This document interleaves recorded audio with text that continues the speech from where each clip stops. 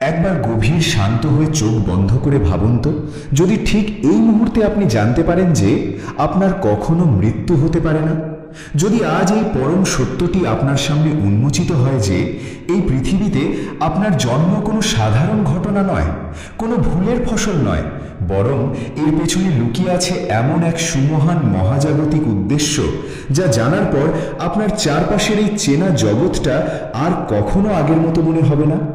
হ্যাঁ বন্ধু, আপনি কি সত্যিই সেই পরম সত্যটি জানতে চান?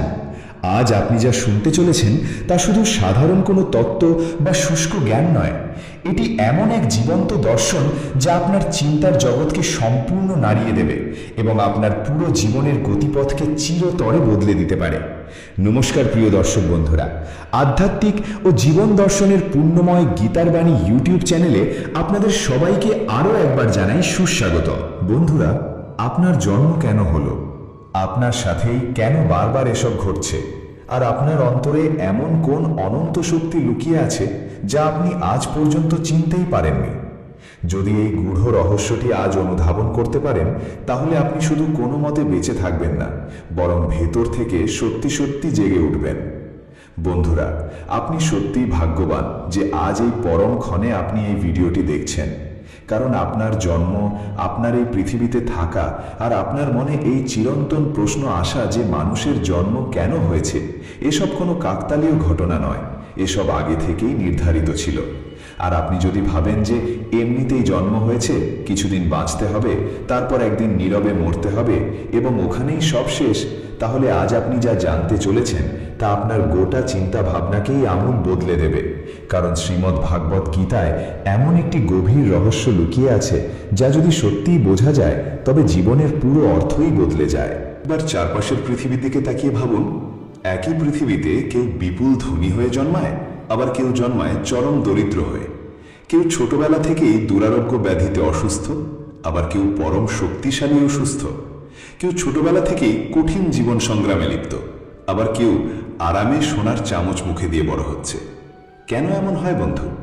এটি কি শুধুই অন্ধ ভাগ্য, নাকি এর পেছনে কোনো গভীর মহাজাগতিক কারণ লুকিয়ে আছে?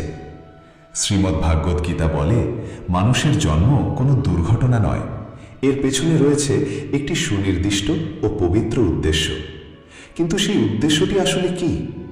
আমাদের মধ্যে বেশিরভাগ মানুষই সারা জীবন কিভাবে জানেন?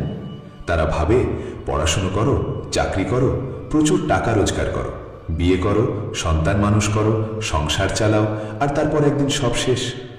বন্ধু, জীবন যদি শুধুই এতটুকু হয়, তাহলে একটি বিবেকবান মানুষ আর পশুর মধ্যে আসল পার্থক্য কোথায় রইল? পশুরাও তো আহার করে, ঘুমায়, ভয় পায় এবং নিজেদের বংশবৃদ্ধি করে। তাহলে সৃষ্টির সেরা জীব হিসেবে মানুষ এত বিশেষ কেন? ঠিক এখান থেকেই শুরু হয় গীতার আসল রহস্য। বন্ধুরা, এই ভিডিওর কথাগুলো একটু গভীর মনোযোগ দিয়ে শুনবেন, কারণ আজকের এই অমূল্য বাণী আপনার জীবনধারাকে চিরতরে আলোর পথে পাল্টে দিতে পারে। জয় শ্রীকৃষ্ণ, রাধে রাধে, ওম নমঃ শিবায়।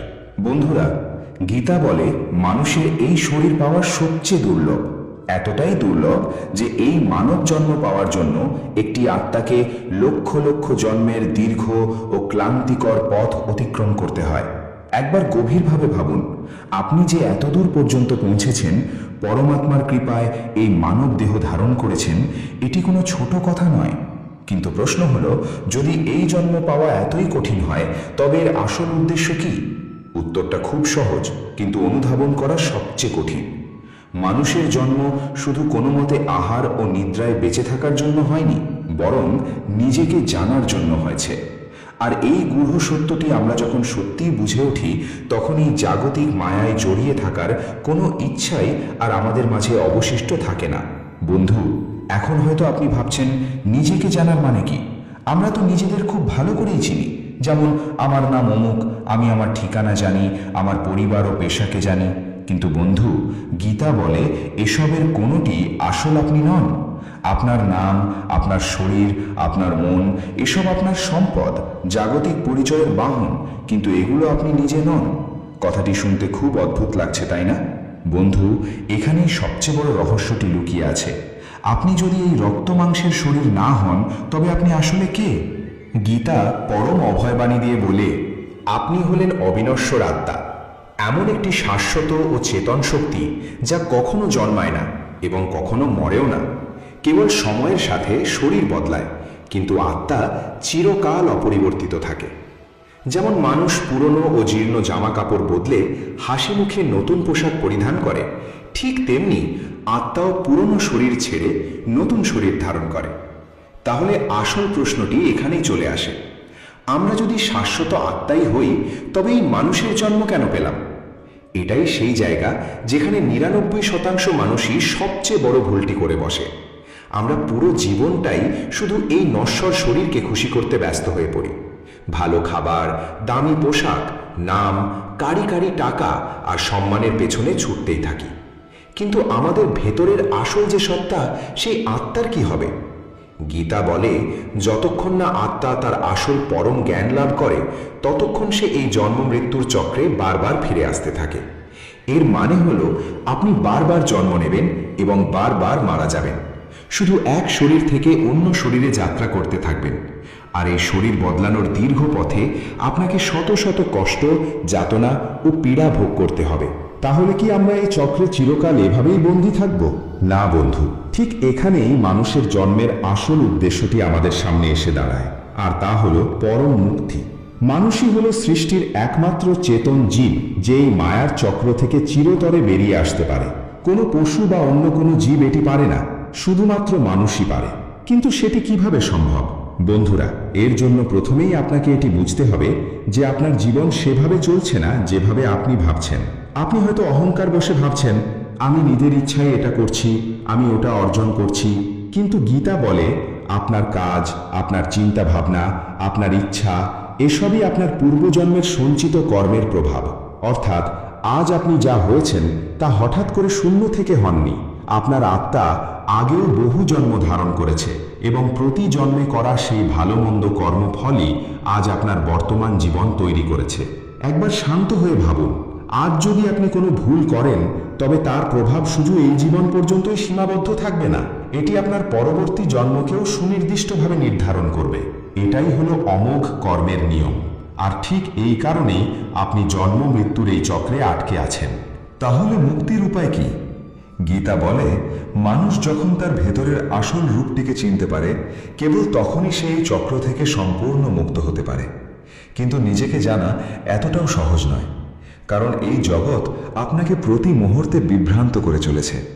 বর্তমান যুগের চাকচিক্য, সোশ্যাল মিডিয়ার মোহ, অন্তহীন লোভ, ভোগের ইচ্ছা, অন্যের সাথে তুলনা আর অহংকার, এই সব কিছু মিলেমিশে আপনাকে আপনার আসল গন্তব্য থেকে দূরে সরিয়ে নিয়ে যাচ্ছে। এটাকেই শাস্ত্রে বলা হয় মায়া। আপনার বারবার মনে হয়, আরেকটু টাকা পেয়ে যাই, আরেকটু সাফল্য পাই, আরেকটু সুখ ভোগ করে নিই, তারপরই জীবনে সব ঠিক হয়ে যাবে।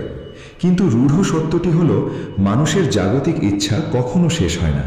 একটি পূর্ণ হতে না হতেই আরেকটি নতুন ইচ্ছার জন্ম হয়, আর এই অন্তহীন চক্করে ছুটতে ছুটতেই পুরো জীবনটা একদিন শেষ হয়ে যায়। জীবনের শেষ বেলায় এসে কি অবশিষ্ট থাকে জানেন? শুধুই গভীর ক্লান্তি, অনুশোচনা আর একরাশ অপূর্ণতা। আর সবশেষে এই অপূর্ণতাই আপনাকে আবার এই পৃথিবীতে টেনে নিয়ে আসে সেই অতৃপ্ত বাসনাকে পূর্ণ করার জন্য। কিন্তু এখানে এসে আপনি আবারও সেই একই মায়ার জালে জড়িয়ে পড়েন। তাহলে এর মানে কি? আমাদের কি সংসার, পরিবার ও দায়িত্ব সব ছেড়ে দেওয়া উচিত? না বন্ধু, গীতা কখনো বলে না যে আপনি সংসার ছেড়ে দুনিয়া ত্যাগ করে বৈরাগী হয়ে যান। গীতা বলে, এই দুনিয়াতেই থাকুন, কিন্তু তার সাথে আষ্টপিষ্টে বেঁধে যাবেন না। এটাই হলো নির্লিপ্ত থাকার আসল শিল্প। আপনি কাজ করুন, অর্থ উপার্জন করুন, সুন্দরভাবে সংসার সামলান, কিন্তু মনে সর্বদা এই ধ্রুব সত্যটি গেঁথে রাখুন যে এই সব কিছুই নিতান্তই অস্থায়ী। পদ্মপাতায় জলের মতো সংসারে থেকেও মনে মনে অনাসক্ত থাকুন। আপনার জীবনের আসল উদ্দেশ্য এই জাগতিক প্রাপ্তির চেয়েও অনেক ঊর্ধ্বে। বন্ধুরা, এখন প্রশ্ন হলো, আমরা যদি এই কথাগুলো বুঝেও যাই তবে এরপর আমাদের করণীয় কি? ঠিক এখান থেকে শুরু হয় পরবর্তী গভীর রহস্য, যা খুব কম মানুষই অনুধাবন করতে পারে। মানুষের জন্ম শুধু মুক্তি লাভের জন্য নয়, বরং সেই পরম সত্যকে নিজের ভেতরে অনুভব করার জন্য। বেশিরভাগ মানুষই একটা জায়গায় এসে আটকে যায়, কেউ বলে ভগবান মন্দিরে আছেন, কেউ বলেন তিনি ওই দূর আকাশে আছেন, আবার কেউ বলেন তিনি কোনো বিশেষ রূপে আছেন যা আমাদের চর্মচক্ষুতে ধরা পড়ে না। কিন্তু গীতা আমাদের খুব অন্যরকম একটি দর্শনের কথা বলে। বন্ধু, পরম সত্য বাইরের কোনো বস্তু নয়, সেই শাশ্বত সত্য স্বয়ং আপনার ভেতরেই বিরাজ করছে। বন্ধুরা, এবার বিষয়টি একটু গভীর মন দিয়ে বুঝুন। আমরা সারা জীবন কি করি?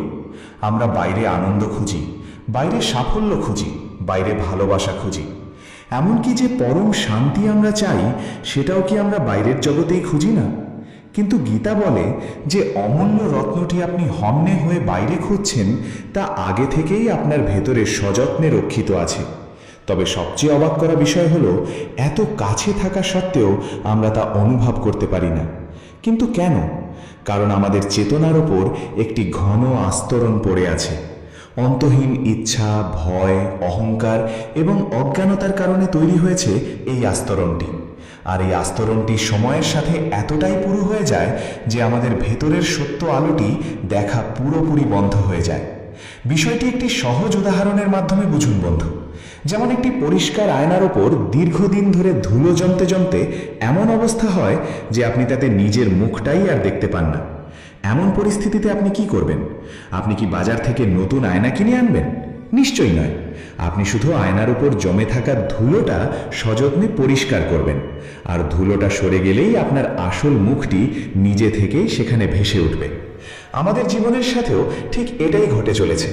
আমাদের বাইরে থেকে নতুন কোনো কিছু পাওয়ার দরকার নেই, শুধু ভেতরে জমে থাকা মিথ্যেকে সরিয়ে ফেলতে হবে। যা সত্য নয় তার মোহ ত্যাগ করতে হবে। আর এটাই হলো গীতার সবচেয়ে গভীর রহস্য। সত্যকে বাইরে কোথাও গিয়ে পেতে হয় না, শুধু ভেতরের অজ্ঞানতার ধুলোটিকে সরিয়ে দিতে হয়। এখন মনে স্বাভাবিকভাবেই প্রশ্ন আসে, এই অজ্ঞানতার আস্তরণ সরবে কিভাবে? গীতা এর সমাধানে 3টি সুনির্দিষ্ট পথের কথা বলেছে: জ্ঞান, কর্ম এবং ভক্তি। কিন্তু এখানেও আমরা একটি বড় ভুল করে বসি। সাধারণ মানুষ ভাবে যে মুক্তির জন্য বোধহয় এই 3টির মধ্যে থেকে যে কোনো একটি পথ বেছে নিতে হবে। কিন্তু আসল সত্যটি হলো, এই 3টি পথ আলাদা নয়, বরং এরা একে অপরের পরম পরিপূরক। চলুন বন্ধুরা, বিষয়টি আমরা আরেকটু সহজভাবে বোঝার চেষ্টা করি। প্রথম পথটি হলো জ্ঞান। জ্ঞান মানে শুধু রাশি রাশি বই পড়া বা পাণ্ডিত্য অর্জন নয়। আসল জ্ঞান হলো এটি গভীরভাবে উপলব্ধি করা যে আমি আসলে কে। বন্ধু, যতদিন আপনি নিজেকে এই রক্তমাংসের শরীর বলে মনে করবেন, ততদিন আপনার মনে ভয় আসতে বাধ্য। কখনো মৃত্যুর ভয়, কখনো মানুষের ভয়, কখনো হেরে যাওয়ার ভয়, আবার কখনো বা কিছু না পাওয়ার গভীর বেদনা। কিন্তু যেদিন আপনি অন্তরে উপলব্ধি করবেন যে আমি এই নশ্বর শরীর নই, আমি হলাম অবিনশ্বর আত্মা, ঠিক সেদিন থেকেই আপনার ভেতরের সমস্ত ভয় চিরতরে দূর হতে শুরু করবে। কারণ এই আত্মাকে আগুনে পোড়ানো যায় না, অস্ত্রে কাটা যায় না, পানিতে ভেজানো যায় না, বা কোনোভাবেই শেষ করা যায় না। নিজের স্বরূপের এই সঠিক উপলব্ধি হলো আসল জ্ঞান। তবে হ্যাঁ, শুধু জ্ঞান অর্জন করলেই জীবনের সবকিছু বদলে যায় না। এবার আসি দ্বিতীয় পথ, অর্থাৎ কর্মের কথায়। আপনি সারাদিনে যা কিছুই করেন না কেন, তা তিল তিল করে আপনার ভবিষ্যৎ তৈরি করে। কিন্তু এখানেও একটি অত্যন্ত গুরুত্বপূর্ণ মোড় রয়েছে। ভগবান শ্রীকৃষ্ণ গীতায় বলেছেন, কর্ম করে যাও, কিন্তু ফলের আশা করো না। বন্ধুরা, কথাটি শুনতে খুব সহজ মনে হলেও বাস্তবে প্রয়োগ করা সবচেয়ে কঠিন। কারণ আমরা প্রতিটি কাজের পেছনেই কোনো না কোনো প্রাপ্তির আশা লুকিয়ে রাখি। মনে মনে ভাবি, আমি এটা করেছি তাই বিনিময়ে ওটা পাবো। আর যখন সেই আশানুরূপ ফল পাওয়া যায় না, তখন আমাদের মন গভীর বিষাদে ভারাক্রান্ত হয়ে পড়ে। অব্যক্ত কষ্ট আর বেদনাগুলো তখন হৃদয়ে প্রকট হতে থাকে। কিন্তু গীতা আমাদের শেখায়, আপনি যদি ফলাফলের প্রতি কোনো রকম আসক্তি ছাড়াই নিজের কর্তব্য করে যান, তবে আপনি কর্মের কঠিন বন্ধন থেকে চিরতরে মুক্ত হয়ে যাবেন। এর মানে হলো, বাইরের কাজ ঠিক আগের মতোই থাকবে, কিন্তু ভেতরের চিন্তাভাবনা ও দৃষ্টিকোণ পুরোপুরি বদলে যাবে। আপনি পরম নিষ্ঠার সাথে কাজ করবেন ঠিকই, কিন্তু তার ফলাফলের উপর মানসিকভাবে নির্ভরশীল হবেন না। আর এই নির্লিপ্ত অবস্থাই হলো আত্মার আসল স্বাধীনতা। আর তৃতীয় পথটি হলো ভক্তি। ভক্তি মানে হলো পরমেশ্বরের চরণে নিজেকে পুরোপুরি সমর্পণ করে দেওয়া। জীবনে যখন যা ঘটছে তা পরম করুণাময়ের ইচ্ছা বলে হাসি মুখে মেনে নেওয়া, অন্তরে এটি গভীরভাবে বিশ্বাস করা যে এই বিশাল জগতের সবকিছু আমার ক্ষুদ্র শক্তিতে নিয়ন্ত্রণ করা সম্ভব নয়। বন্ধুরা, আমি অত্যন্ত নিশ্চিত হয়ে বলতে পারি, যেদিন আপনি এই সত্যটি মনে প্রাণে মেনে নেবেন, সেদিন ভেতর থেকে এক অনাবিল ও অদ্ভুত শান্তি অনুভব করবেন। কারণ তখন আপনি আর পরিস্থিতির সাথে অযথা লড়াই করবেন না, বরং মহাজাগতিক প্রবাহের সাথে নিজেকে ভাসিয়ে দেবেন। আর এটাই হলো সমর্পণ ও ভক্তির আসল শক্তি। একবার শান্ত হয়ে ভাবুন তো, যদি কোনো মানুষের জীবনে এই তিনটি অমূল্য গুণ, সঠিক জ্ঞান, নিষ্কাম কর্ম এবং গভীর ভক্তি একসাথে মিলে যায়, তাহলে কি ঘটবে? সেই মানুষটি ভেতর থেকে আমূল বদলাতে শুরু করবে। তার চিন্তার জগৎ পরিশোধিত হবে এবং আচরণের প্রতিটি ছত্রে নম্রতা ফুটে উঠবে। জীবনের প্রতি তার চাওয়া পাওয়ার অগ্রাধিকারগুলোও তখন পুরোপুরি বদলে যাবে। আর সবচেয়ে বড় প্রাপ্তি হলো, সে তার অন্তরে এক শাশ্বত ও অবিচল প্রশান্তি অনুভব করতে শুরু করবে। এখন একটি অত্যন্ত জরুরি প্রশ্ন হয়তো আপনার মনে উকি দিচ্ছে। এই দর্শন যদি এতটাই শক্তিশালী হয়, তবে পৃথিবীর সব মানুষ কেন এই পথে চলে না? এর একমাত্র কারণ হলো আমাদের মন বড়ই চালাক।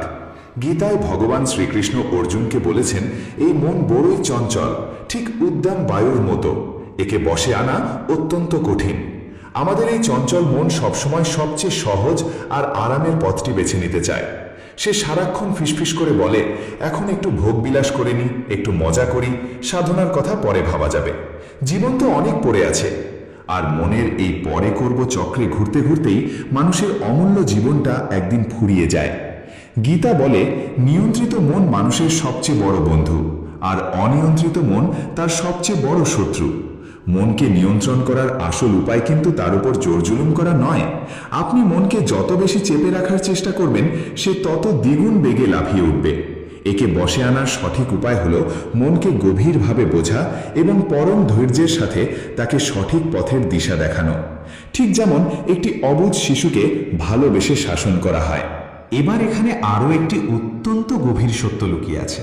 ভালো করে শুনুন। আপনি কিন্তু আপনার মন নন। মন হলো আপনার চেতনার একটি সূক্ষ্ম অংশ মাত্র, কিন্তু আসল আপনি তার চেয়ে সম্পূর্ণ আলাদা। আপনি কি কখনো আপনার মনকে জোর করে এক জায়গায় ধরে রাখতে পেরেছেন? আপনি যেমনটা চাইবেন মন কেবল ততটুকুই ভাববে, এমনটা কিন্তু কখনোই হয় না। যেদিন আপনি গভীরভাবে উপলব্ধি করবেন যে মন আপনার সত্তা থেকে আলাদা একটি মাধ্যম মাত্র, যেদিন এই ধ্রুব সত্যটি আপনি মনে প্রাণে মেনে নেবেন, ঠিক সেদিন থেকেই জীবনের পুরো খেলাটি ঘুরে যাবে। কারণ তখন আপনি আর চঞ্চল মনের পেছনে অন্ধের মতো ছুটবেন না, বরং একজন শান্ত দর্শকের মতো তাকে পর্যবেক্ষণ করতে শুরু করবেন। আর যখন আপনি নিজের মনকে দূর থেকে নীরবে পর্যবেক্ষণ করতে শেখেন, তখন ধীরে ধীরে আপনার উপর থেকে মনের আধিপত্য কমতে শুরু করে। শাস্ত্রে একেই বলা হয়েছে ধ্যান বা মেডিটেশনের আসল অর্থ। ধ্যান মানে চোখ বন্ধ করে কল্পনার জগতে হারিয়ে যাওয়া নয়। ধ্যান মানে হলো নিজের অন্তরের গহীনে উঁকি দেওয়া, বাইরের কোলাহলে নয়, নিজের ভেতরের নীরবতায় প্রবেশ করা। সেখানে আপনি খুঁজে পান এক অনাবিল শান্তি এবং এমন এক স্বর্গীয় আনন্দ যা বাইরের কোনো জাগতিক বস্তুর ওপর কখনোই নির্ভর করে না। তবে বন্ধু, এটি তো কেবল যাত্রার শুরু। আপনি নিজের ভেতর যত গভীরে ডুব দেবেন, ততই অনুভব করবেন যে এই বিশাল যাত্রায় আপনি একা নন। আপনার অন্তরে এমন এক পরম শক্তি বিরাজ করছে যা সৃষ্টির শুরু থেকেই আপনার সাথে ছিল। আর সেই চিরন্তন শক্তিটি হলেন স্বয়ং ভগবান। জীবনে যখন আপনি ভীষণ একা হয়ে পড়েন, চারপাশের সবকিছু যখন ভুল পথে চলতে থাকে, বিপদের দিনে যখন আপন বলতে কেউই পাশে থাকে না, ঠিক তখনও আপনার অন্তরের গভীর থেকে একটি অভয়বাণী ভেসে আসে, ভেঙে পড়ো না, সব ঠিক হয়ে যাবে। সেই শান্তিময় আওয়াজটি কিন্তু আপনার চঞ্চল মনের আওয়াজ নয়। কারণ বিপদের সময় মন তো মানুষকে আরও বেশি ভয় দেখায়, নেতিবাচক চিন্তার বিষ মাথায় ঢুকিয়ে দেয়। কিন্তু ভেতর থেকে আসা সেই ঐশ্বরিক আওয়াজটি থাকে পরম শান্ত, অত্যন্ত স্থির, এবং তা সর্বদা মানুষকে সঠিক পথের দিশা দেখায়। গীতা বলে, আপনার ভেতরের সেই ধীরস্থির আওয়াজটিই হলো পরমাত্মার বাণী। ভগবান দূরে কোথাও বসে নেই, তিনি পরমাত্মা রূপে আপনার হৃদয়েই অবস্থান করছেন। আমরা সবসময় ভগবানকে কোনো একটি নির্দিষ্ট বাহ্যিক রূপে দেখতে চাই, কিন্তু নিরাকার পরমেশ্বর সর্বভূতে ও সবার হৃদয়ে সদা জাগ্রত রয়েছেন। সুসজ্জিত ঘরে মৃদু সুগন্ধি ছড়িয়ে থাকলে যেমন শান্ত হয়ে শ্বাস না নিলে বোঝা যায় না, ঠিক তেমনি ভগবানও অনন্তকাল ধরে আপনার আত্মাতেই বিরাজ করছেন। শুধু আপনার মন বাইরের রঙিন জগতের মোহমায়ায় আটকে আছে। মানব জন্মের আসল উদ্দেশ্য ভগবানকে খোঁজা নয়, বরং নিজের ভেতর তাকে চেনা। খোঁজার অর্থ হলো তিনি বাইরে কোথাও হারিয়ে গেছেন, আর চেনার অর্থ হলো তিনি আগে থেকেই অন্তরে বিদ্যমান। তবে ভগবান আমাদের ভেতরে থাকলেও আমরা পুরোপুরি ভগবান নই, আমরা পরম ভগবানের অংশ। যেমন অগ্নিকুণ্ডের ছোট্ট স্ফুলিঙ্গ পুরো আগুন নয়, ঠিক তেমনি আমাদের মাঝে ঈশ্বরের গুণ থাকলেও আমরা পরমাত্মার অংশ মাত্র। এই সত্য উপলব্ধি করলে আপনি আর কখনো নিজেকে পরিস্থিতির দাস বা দুর্বল মনে করবেন না। আপনার দৃঢ় বিশ্বাস জন্মাবে যে আমার ভেতরেই সেই অনন্ত শক্তি লুকিয়ে আছে, যা আমাকে যে কোনো কঠিন পরিস্থিতি থেকে টেনে তুলতে সক্ষম। ভগবান ভেতরে থাকলে পৃথিবীতে এত অন্যায় বা খারাপ কাজ কেন ঘটে? গীতা বলে, মানুষ যখন তার ভেতরের আসল ঐশ্বরিক পরিচয়টি ভুলে যায়, কেবল তখনই সে অন্ধকারের দিকে ধাবিত হয়। আসলে খারাপ বা পাপ বলে আলাদা কোনো শক্তির অস্তিত্ব নেই। এটি মূলত আত্মিক অজ্ঞতারই বহিঃপ্রকাশ। যেমন আলোর অভাবই হলো অন্ধকার, তেমনি হৃদয়ে আধ্যাত্মিক জ্ঞানের অভাব ঘটলেই মানুষ অন্ধ লোভে ও অহংকারে মত্ত হয়। পৃথিবীর প্রতিটি মানুষ যদি বুঝতে পারে যে তার নিজের ভেতর এবং সামনের মানুষটির ভেতর একই ভগবান বাস করছেন, তবে সে কখনো অপরের ক্ষতি করতে পারবে না। তাহলে ধনী গরিব বা সুখ দুঃখের ভেদাভেদ কেন? গীতা বলে, এই সমস্ত পার্থক্য কেবল নশ্বর শরীর এবং চঞ্চল মনের স্তরে, পরম পবিত্র আত্মার স্তরে নয়। একই বিদ্যুৎ প্রবাহ যেমন বিভিন্ন রঙের বাল্বের ভেতর দিয়ে গিয়ে আলাদা আলো ছড়ায়, ঠিক তেমনি আমাদের সবার শরীর আলাদা হলেও ভেতরের আত্মা সেই একই পরম উৎস থেকেই এসেছে। এটি বুঝলে অপরের সাথে তুলনা ও ঈর্ষা করার অসুস্থ প্রতিযোগিতা চিরতরে বন্ধ হয়ে যাবে। সবচেয়ে বড় সমস্যা হলো আমরা মায়ার প্রভাবে এসব ভুলে বসে থাকি। ভুলে যাওয়া স্বরূপ মনে পড়বে কিভাবে? এর উপায় হলো সৎসঙ্গ। আপনি যেমন মানসিকতার মানুষের সাথে চলাফেরা করবেন, ধীরে ধীরে আপনিও ঠিক তাদের মতোই হয়ে উঠবেন। যারা সর্বদা পরম সত্য ও আত্মজ্ঞানের সন্ধানে রত, তাদের সান্নিধ্যে থাকাই আসল সৎসঙ্গ। তা সে কোনো সাধু মহাত্মার সান্নিধ্যেই হোক অথবা কোনো পবিত্র ধর্মগ্রন্থ পাঠের মাধ্যমেই হোক। বারবার সত্য শ্রবণ করলে তা অবচেতন মনে গেঁথে যায় এবং ভেতর থেকে আসল জাগরণ আসে। তবে এই পথটি বাইরে থেকে দেখতে সহজ মনে হলেও ভেতরের দিক থেকে চরম চ্যালেঞ্জিং। কারণ নিজের ভেতরের সুপ্ত দুর্বলতাগুলোকে দেখা এবং নিজের ভুলগুলোকে অকপটে স্বীকার করে নেওয়া অহংকারী মনের কাছে সবচেয়ে কঠিন কাজ। কিন্তু গীতা বলে, যে মানুষ নিজের ভেতরের সত্য থেকে পালিয়ে বেড়ায় সে কখনো শাশ্বত শান্তির দেখা পায় না। যেদিন মানুষ নিজের সুপ্ত রাগ, ভয় ও কামনাগুলোকে চিনতে পারে এবং বোঝে সে এগুলোর দাস, সেদিন থেকেই তার আসল রূপান্তর শুরু হয়। এই বদল হঠাৎ করে হয় না, ধীর প্রক্রিয়ায় হয়।